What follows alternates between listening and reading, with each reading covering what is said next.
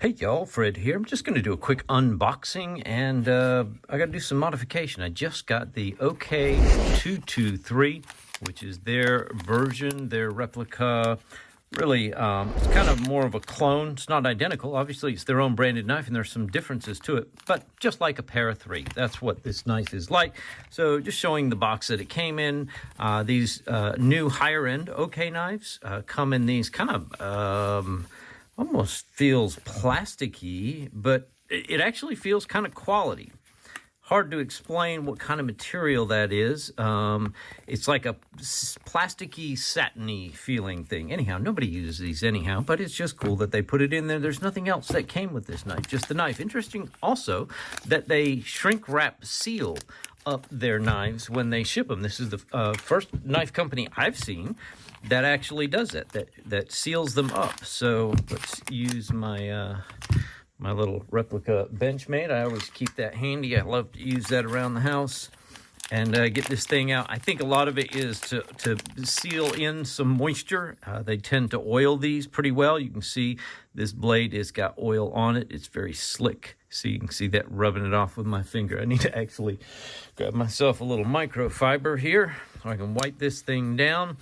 The OK-223, let me cover all that background up and you can see this a little bit better. 𝗥𝗏𝗏 is what we got here with the square hole, obviously real carbon fiber scales, but the problem and the issue with this knife is that they don't cut out the lock bar access, or the compression lock access. So you'd pinch your finger down in there. So, yeah, this isn't really well broken in either. Wondering about those bearings. You know, it's brand new. I just literally took it out of the plastic, but, the detent's a little soft. I'll do a full review on this knife later, but really what I came to do in this video is just unbox it and then get the Dremel out, and I'm going to take it apart, cut the scales back. There's an indentation. You can see where it's cut out from side to side on that scale right there, and it loops down into a curve. And if you just follow those contour lines and cut away the material following the lines that they give you inside in there, you'll have a perfect cutout for this lock bar axis.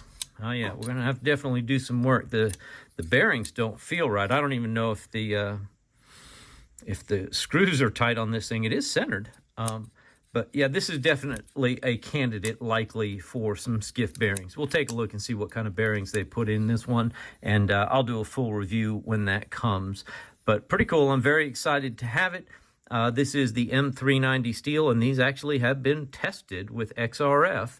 A couple of different people on Reddit have tested these knives and said it's actually real M390. Now, nobody has yet tested the hardness to know, the heat treat and the hardness rating on this. I can tell you the detent on this is super light, so I may have to see if I can do some work to increase that detent pressure as well. So I'm going to stop the video here, and I'll come back in just a second once we're ready to get started grinding away this knife. So just want to do a quick unboxing before I get to grinding on it here. So here we go. See you in a minute. All right, we are ready to get to grinding here. You can see I've taken it apart, obviously, and I've got the scale that I need to cut away. You can see also here, boy, it's going to be hard to focus on this. I can see because it wants to focus on my table. You can see where they have just put in this. I'm going to take this pocket clip out so I can remove the steel. I just realized I'm an idiot and forgot to take that off. But you can see right here where they've got these lines, and it's thinner on that section right there. Let me see if I can get that to focus in. So we just need to cut out that little area right there. I do need to get my pocket clip off so I can remove the metal. I don't want to end up cutting into that as well. So let me pause and I'll be right back. All right, so we're ready. I got my pocket clip taken off here, but before I pull this off, I just want to make note of the fact that there's some scuff marks right here on the inside of this scale, and what I have discovered is the blade itself, the tang of the blade, there's something in this, and I think it's actually the detent ball track, this little divot hole that was ground in for the detent ball, that feels very rough on top. So I'm probably going to have to take some kind of very light sandpaper and sand down the surface of that. I think that is what may be coming around and scratching. If I can try to line up my holes. No, it's something else a little farther away. So let's see, this would be in here. It's got to be on this side of the knife. So I'm wondering what is scratching my knife. The inside of the scale's right there. Let's see. No, you're an idiot. That's the way it goes. Comes in like so. It's this part of the knife right here. It's the it's this bottom finger choil somehow scraping it. Something in here, but that feels very smooth. Sorry I didn't have that in camera. That feels very smooth. Anyhow, that's a potential issue of some sort that I need to figure out. So you always have to look at these little details to figure those things out. Let me put this way out of the way so I don't get debris on it. The other thing is that this is press fit very tightly in here. I actually had to get a little screwdriver in here and work this to pry it out. So it is perfectly fit into the outline in here. But anyhow, with that frame removed, now we're ready to get to grinding. And I've done this before, did a video before on it as well, on the OK-81 when I did it, which is the PM2 version of this knife. So I do have a nice little cloth mask that should work fine. I never had any problems last time when I was doing it either. And I also have a wet rag that I keep here, so I can kind of wipe it off periodically to keep the dust down. So let me put this mask on. Wonder if that will change the quality of my voice. It doesn't matter. You're not going to hear my voice anyhow. So I'm going to start the grind with this very wide tool. But what I have discovered is that you can only get a little bit in there. And this is kind of a funny shape they've done on this. So let me see if I can get the light to hit this right. Where was the angle I had? So right here, this is almost like a drop straight down. There you go. It's not a symmetrical cutout, is I guess what I'm saying. So because of that, I'm going to then change to this bit here, which is a diamond bit, and use that to really get down into the outline that I want to fit it into, because this will allow me to really pinpoint my carving down there. So we're ready to go. I don't need, you should wear gloves. Yep, you should be wearing gloves when you do this. I have my mask on, but it's been fine, y'all. I'm okay. Done this a couple of times. Maybe I'll die young, maybe I won't, but I do have my wet rag, and I'll periodically wipe it down. So let me go. Let's get this thing cranked up. I'm running at about about 15,000 RPM. That I like to go a little bit slower when I'm doing this kind of grinding. So let's give it a shot.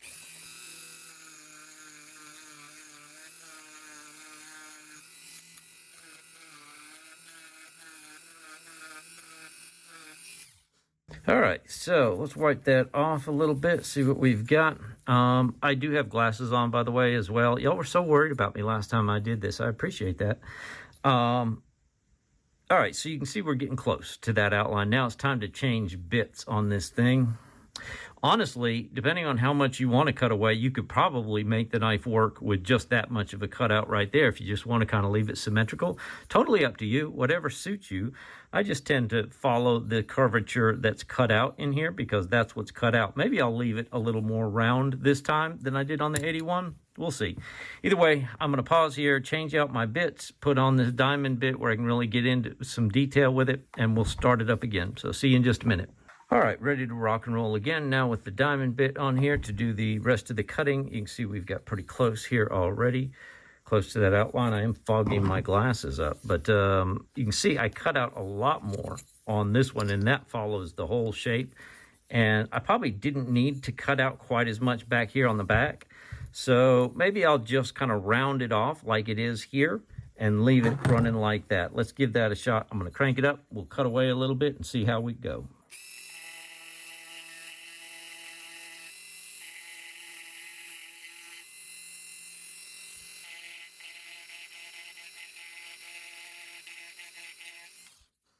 All right, y'all. I think we're getting close here. Now I'm just trying to see how perfect I want to make it. You could see that I have not used that entire cutout that they've given me in here to use, and that's okay. I think with this one, it'd be okay just to leave it with this little bit, just a nice round hole. So I might, at this point, might switch back to some kind of sanding bit, or I might just sand it by hand. That's what I did last time. The other thing, I don't know if you noticed I was angling, so if this is straight up and down, I was angling the bit in a little bit like this towards the inside. so that the outside, you cannot see it goes down as it goes in, it goes down. So that also helps hide any imperfections that you might do on the inside of this thing. So let's see where we're at. Boy, I think we're pretty close here. I might not want to take more than that off. Let's see if I can kind of do a quick reassemble here.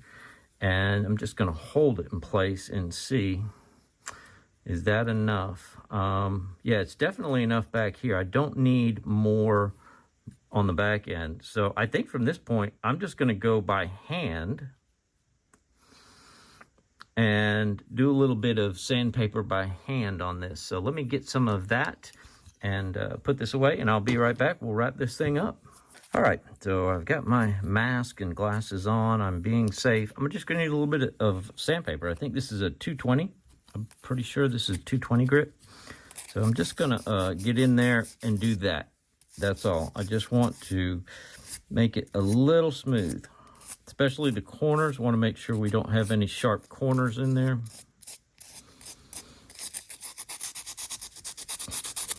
But this really just now to kind of soften the edges a little bit.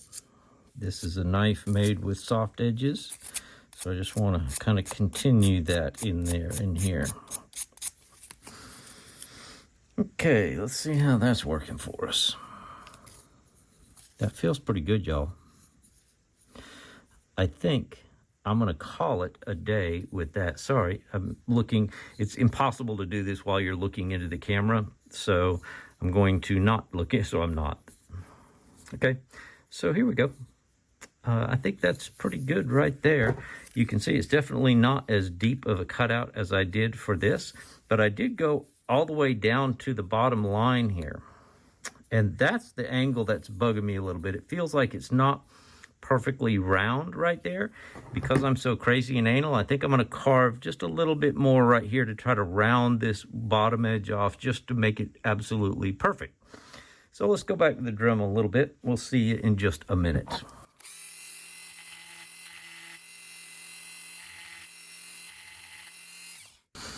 All right, that was almost next to nothing. Let's see if I like that line better.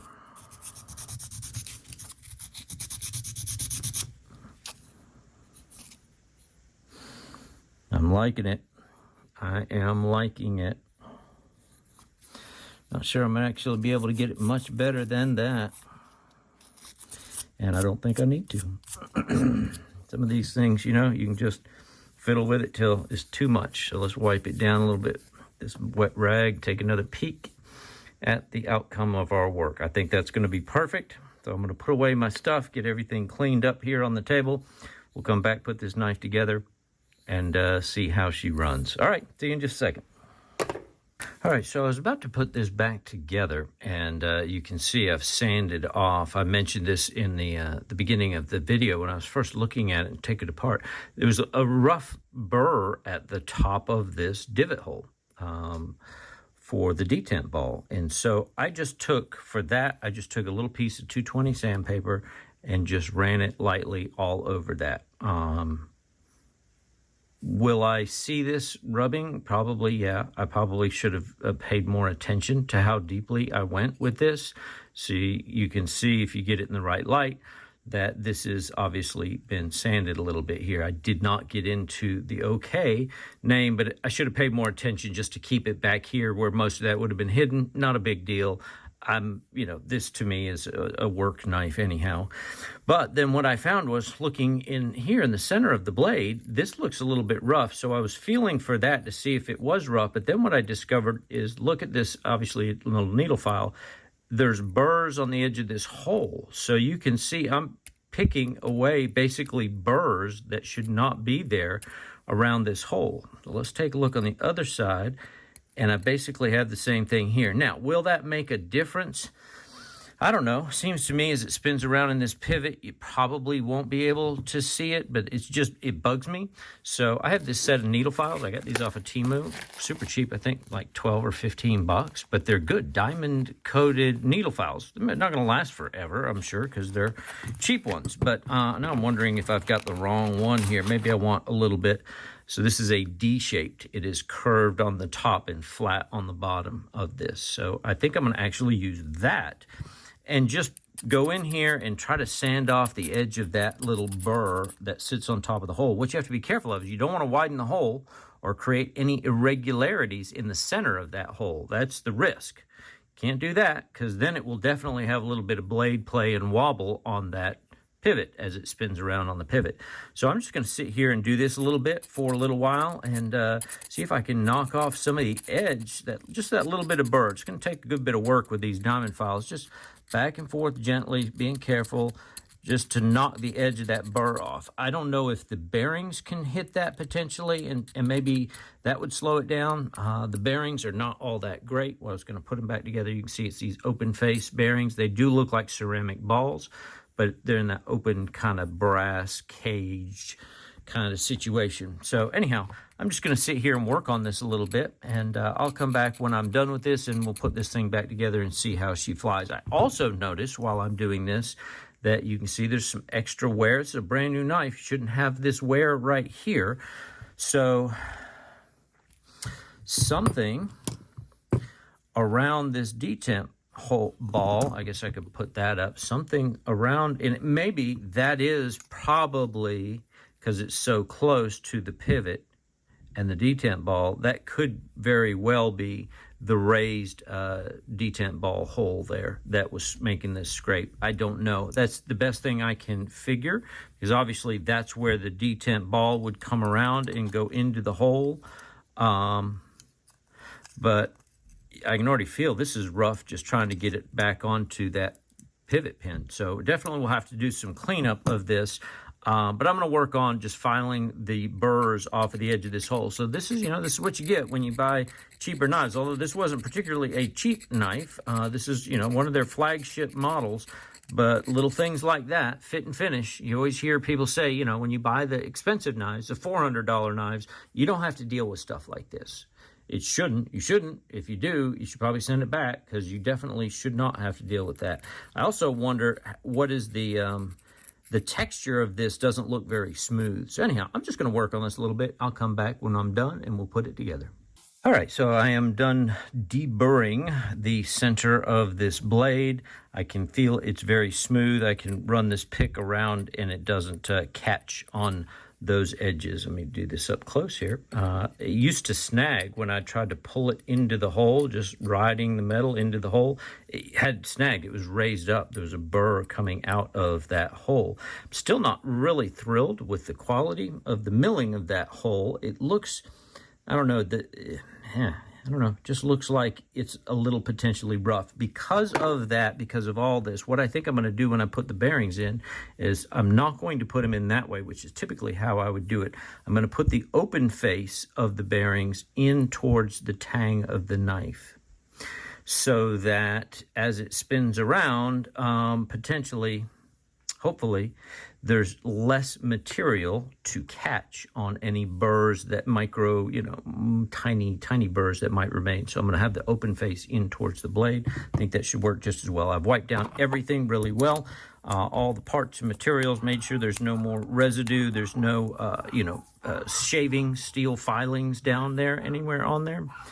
My dog is awfully happy about this. So here we go. We're going to reassemble the knife. Got all my parts together. Let's get this pivot up through here to begin with.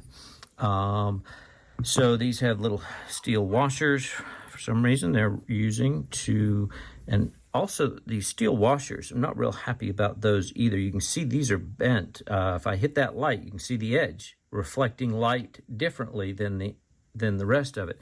These are also bent in. So these are very, very thin. I mean, I don't even know how you would measure that kind of thin. These are fractions of a millimeter thin. Thinnest washers I've ever seen, as a matter of fact. And because they're so thin, they have been dented. the pressure of those bearings, you can see that when the light reflects, the pressure of the bearings has actually dented the washers. So that's interesting. I'm going to put it reversed on this one, and we'll see if that makes any difference. I'm going to lubricate up my bearings here a little bit. Just my KPL regular. A couple of good drops of that, and just rub it all in nice and good there. And then I'm going to drop that onto the pivot, again, with the open face facing the blade. We'll install our blade. I wonder if I'm doing this from the wrong side. I don't think so. Feels like it's the right side. I guess we're gonna find out. I think I'm doing it right. All right, let's get a little more lube. And I always like to make sure the balls are rolling good. This is definitely one that I'm probably gonna want to go steal some bearings. And you know what? Before I go any farther, I need to measure these bearings so I know exactly what size I've got here. That makes a difference.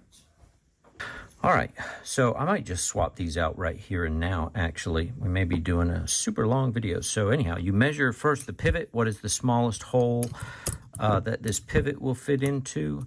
And it looks like that's 5 millimeter right there. That's beautiful. So we know our pivot is 5 mil, and this is probably a 3/64. Nope, it is a 1/16 because that's the smallest hole that those bearings will pass through. It won't pass through 3/64. So 1/16, which is typical for these pair of threes. I'm actually going to see, I think I have one of these. I might have to go cannibalize from another knife somewhere. Oh, these brush hairs make me crazy. I clean my pad with a brush, a paintbrush, to try to get all the dust and dirt off. All right, I'll be right back. We're going to go steal some bearings. All right, I went and stole myself a couple of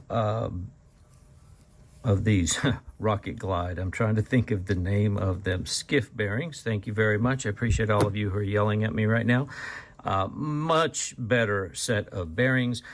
Took them out of the smock, actually, which I was trying these out in, but I just don't carry the smock very often, and I think I will carry this one a lot if I can get it to work well. My question for all of you, and this is going to be hard for you to answer me right now, I realize, is should I keep these washers in here? I mean, it's already riding on a metal track here against a steel blade. Why would you need steel if this is steel? I assume this is steel. I guess we could confirm that. It feels magnetic. Let me get a real magnet.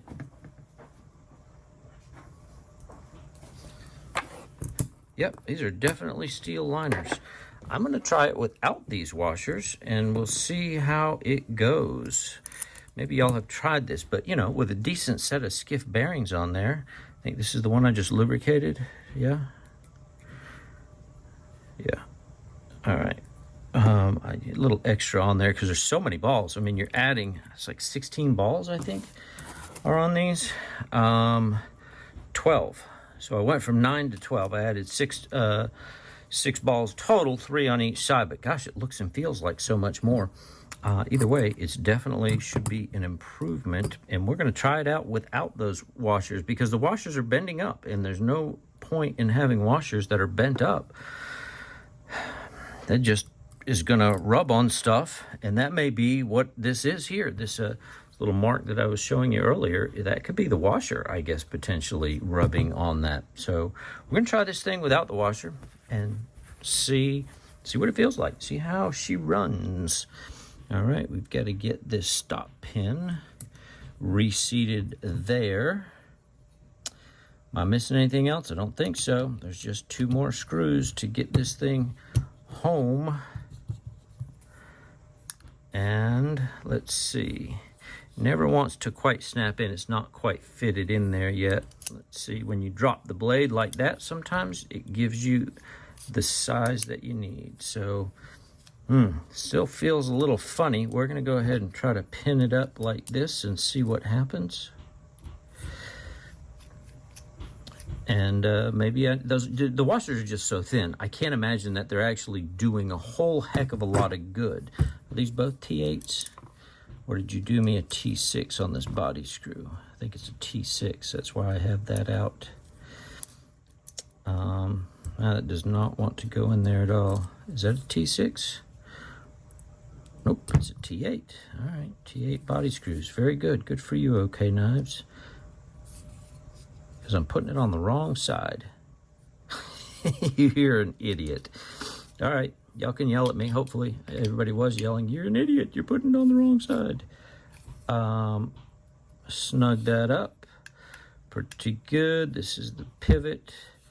Pretty good. This is fairly tight. Oh, no, we're definitely rubbing on something in there. So we're going to have to do a little surgery. That's got to be more than... I mean, that blade is almost centered. But we're definitely bowed out a little bit. So I'm going to stop. I'm going to go do a little surgery. We'll get her put back together. I'll let you know what I did.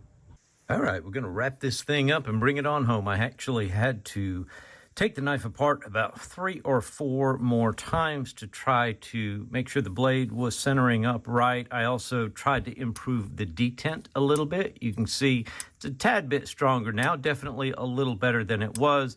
I bent the lock bar up a little, just a little bit, so that that ball would sit better into that detent hole. I had another problem where you have this stop pin here. The tang of the blade right here, you can see where that's shiny. I had to grind a little bit off of that because it was coming into contact with this stop pin on the way back up. And I don't know why or how that was happening. So I did a little maintenance, just took the Dremel to that and smoothed off. It may just have been another rough edge on there. At this point, however, I have no blade play. We're back to good on that. It does seem to open and close pretty well. It does bounce a little bit, but you know, most all my para 3s, all my other ones bounce actually much worse than this. This is actually working really well. So those skiff bearings need a little time to break in. I did discover that I needed to put both of the washers on one side for some reason. Don't know why, and I thought as I took it apart that it seemed like they both came off of one side, and I couldn't really remember or understand why. The other thing I did, which you will notice here, I'd have to put it side by side, is the pocket clip.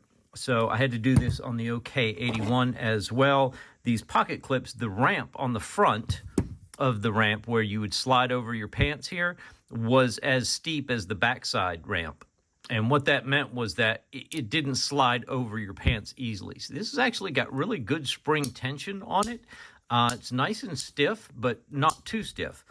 And that will, but I took a little bit of sandpaper and just sanded off the front side of the bottom of that clip so that it has a much shallower ramp, so it's going to be much easier to slide in under your pants there.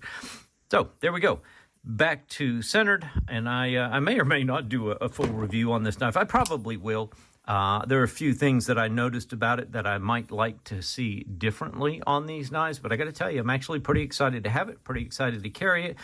And of course, the thing that we started this whole adventure with was cutting away the release access there, and that is beautiful. They have actually this one better than the real Spyderco's. This one has a little indentation, so your finger fits really nicely into that. I covered that in the OK-81 as well. So I really like this knife. I like both of these knives a lot. I'm going to give them some carry time and come back and show you a review. Anyhow, there are all the mods that I need to do for this so I can get out and actually get some pocket time with it. So we'll see you on the next video. Thanks very much.